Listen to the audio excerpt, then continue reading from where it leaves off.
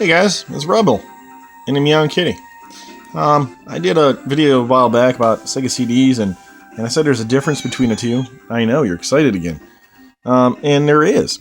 So I got a Model 1 here, the Model 1 Genesis, and it is a non-region locked Genesis, high definition graphics, all the goodies, of course, and perfectly working Model 1 Sega CD. This is what I did a review on a while back and showed you how to put the laser in and all that kind of fun stuff in other videos.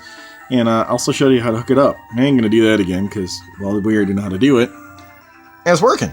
So, here's the second version. Again, another Model 1 Genesis, non-region, well, this one's region locked, but it's high definition graphics. And I kind of want to talk about the differences between these two guys as Kitty's nuzzling my chin. So, trick question. Will a Sega CD power up with a power base converter in the Genesis? I'll give you a moment to write down your answers. Answer: no, it will not, because it thinks it's a game. But because this is not a game, and Alex Kidd is not programmed in it like it is in the original Master System, little trivia fact that you kids didn't know, it won't work. It will just sit there with a blank screen. Actually, I can show you, because I got another one. It's off. All right. I don't know if you guys can tell, I collect things. That powers up, so pulled in the tray. The light is on. So the Genesis is on, but there's nothing on the TV. It's kind of cool, huh? Yeah. Because it thinks this is a game, but it's not. Like I said, it's literally just a pass-through. It bypasses some of the circuitry that the Genesis has over the Master System. And believe it or not, this guy has a lot of the same chipset the original Master System did. The big Master System, not the Model 2. And the reason why they did that is because it worked really well. And it was actually more hardware than those games needed at the time. That's why if you ever notice some games like Double Dragon on that or the Nintendo, Double Dragon can have up to 6 bad guys in the Master System. It only has 4 in the Nintendo. Just a fun little trivia fact. So, all right, back to the Sega CDs here. So the Model 2 here was actually made to work with and designed to work with the Model 2 Genesis. Now, they were sold like this. They did come in a box set, these two together. But that's because they still had these in production when this guy first came out for like the first year or so. Then they switched over, and that's why there's this adapter here. This adapter was made by Genesis, or Sega, sold with the system. If you get the box set with the older system in it, which I've seen them go for upwards of $500, they come with this, or they're supposed to, with the plate and bottom and the screws and all that kind of junk and the mounting brackets and right. So okay, we got that. Laser in here is different. It's not the KSS, whatever the hell it is. It's a different model Sony laser. You have to be careful when you're replacing lasers and buying them on eBay because they list both. And a lot of them will say just for Sega CD. You won't know for which. And actually, sometimes they vary from model to model. Some of these had the old lasers in them. Like I said, they started these productions when the older units were still around. So you got to watch out for that. Replace what's in it. It's the easiest way to go, unless somebody's fucked with it and who knows what they did. But yeah, moving parts in this. Motor here for the CD to move. Spins. And a gear drive for the laser to move back and forth. They almost never go bad. This part gets gummed up. It's supposed to rotate with the CD. And it's supposed to give a little bit of tension so that this thing doesn't spin too fast. And it keeps your CD from wobbling and all that kind of fun shit. Those get gummed up sometimes. The little mechanism here for the door doesn't always release because it gets gummed up. But really, these things are bulletproof. There's not a lot of electronics in here. There's a board that goes to about here, and that's really it. And then there's the circuitry for the motor and the laser and stuff, and a ribbon cable. And that's all there is. There's a lot of empty space in here. It was mainly designed to support the Genesis next to it.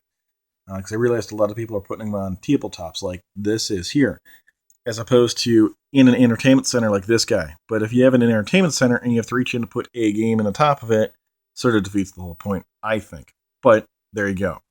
And as you've seen me do videos of this guy, how to clean them, how to realign the trays, and how to put lasers in, I got a few videos of this guy. These obviously have more inherent problems because they have more parts.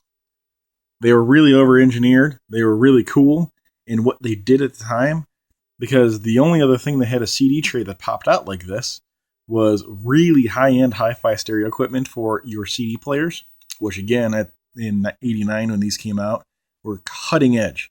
I mean, so cutting edge, they actually had Genesises in those CD systems, or those hi-fi stereo systems. And those are crazy expensive now. Ahead of his time, but inherently has problems, of course. So if you're looking for one unit to have where you don't want to run into issues and you're looking to start a collection and you want to play your old CD games from when you were a kid, go with this. This setup right here. Don't get the Model 2 Genesis. I mentioned it before, and some people will argue with me, but it's true. They are not stereo. The Model 2 Genesis was a mono audio out of the game. That was it.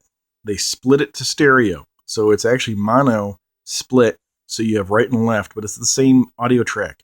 You don't have, Sonic's ring noise coming out from the left side, and, the little dudes blowing up as you jump on their heads coming out of the right speaker. It's coming out of both speakers. The reason why they did that is because they realized most people are plugging these things in to old console TVs that only had one speaker. So stereo didn't matter, so they cut costs. They took that chip out. That's why the high definition ones, are more desirable. Even the non-high definition ones, where they still had this audio jack, the non-high definition ones got rid of that chip for the output in the back. So they didn't have the dual stereo like this guy does. It did still have it out of the headphone jack, though. All they did was just bypass it and eliminate a chip. Again, cost cutting. But the Model 2 does not have stereo. It's fake stereo.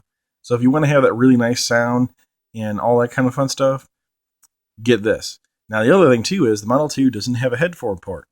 So you can't have this mixing cable come from the back of the CD into here and give you that stereo sound out of the back into the TV through the coax or through the RCA. You can't do it. They have splitters that kind of pretend to do it, and I got one sitting over here, and it just doesn't work right. Like, again, it doesn't sound as good. So this is the setup you want to get. For reliability, for ease of use, you don't need the non-region locked Genesis unless you're going to be playing international games, or you're going to get homebrews that may or may not have been programmed here in the States. This will be fine. The region locked ones are about $10-15 more. You don't need to spend the money. Get the high definition graphics one, though. Do yourself a favor. They're almost bulletproof. This one I got off eBay in a set of like 4. I got the whole thing for like $50. Kept one of them, sold the other 3, cleaned them up. Just Mr. Clean. Take them apart. You can throw them in the dishwasher, whatever you got to do to get clean. And they look nice. They work well. There's, like I said, almost no moving parts in here except for the rocker switch. The reset button sometimes gets sticky in this guy. But if you take it apart, you can clean all that. Super easy. It's not like the Nintendo where you got to replace the pin connectors or anything like that. Once in a while, these get fried because somebody plugged in the wrong, power pack into it. It happens. Capacitors could be replaced. They're dry capacitors. They go bad. Yes. But their lifespan, realistically, and if it's taken care of, they're like 50-year lifespan. These things are only like 30 years old. You got another 20 years to use them out of them. There you go. And these things, if they power on, 90% of the time they work. And if they don't, it's the laser. There is a big fuse somewhere right in the back here, underneath the Genesis, obviously, that goes bad. It's about this big. A blind man can replace it. That's 99% of the time it goes bad with these when they don't have power. But if they don't have power there, odds are the wrong power adapter was plugged into it, one of those universal ones where it has the right plug, something like that, and the laser doesn't work then either. Just an FYI. But if you get one that's working, and you want to get a Genesis with it, this is the way to go. This is the setup. The video with this setup, where I plugged all this stuff in with the mixing cable, and the spaghetti in the back, and the SAS survival manual, all that stuff, you have that video? Same thing works here. Same thing. It has the same plugs in the back. And it works exactly the same way with this Genesis. I just don't have them hooked up the same way, because obviously I have the cords here. So that's it. That's all there is to it. And anyone wants to see what else is on the table, that's a Light 6er, Atari 2600.